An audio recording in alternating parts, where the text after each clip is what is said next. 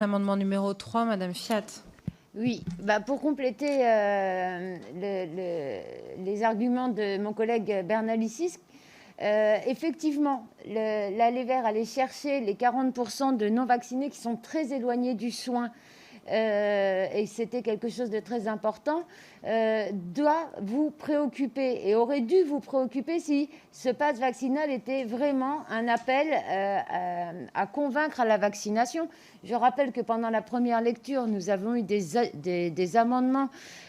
pour laisser les soignants non vaccinés reprendre le travail ou permettre aux non-vaccinés d'accéder aux établissements de santé. Qui de mieux que les collègues des soignants vaccinés ou qui de mieux que les soignants pour recevoir les patients non vaccinés pour les convaincre. Je vous rappelle que vous avez rejeté ces amendements qui permettaient à ces personnes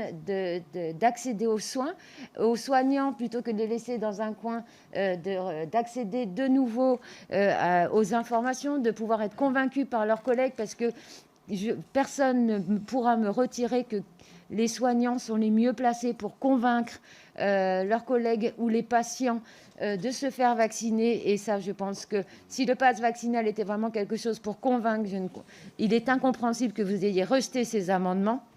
Et une autre chose que les Français ne comprennent et ne comprendront pas, pendant le pass sanitaire, vous avez jeté l'opprobre sur les fameux soignants non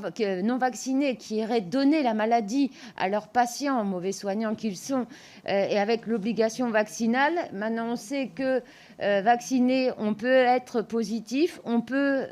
être porteur et contaminer nos patients, mais par manque de personnel, parce que vous avez suspendu des soignants, des soignants démissionnent aujourd'hui, des soignants positifs, mais pas malades, parce qu'ils n'ont pas de température, vont travailler et donc sont susceptibles de contaminer leurs patients. Si c'est ça pour vous protéger les concitoyens, pour nous, c'est non.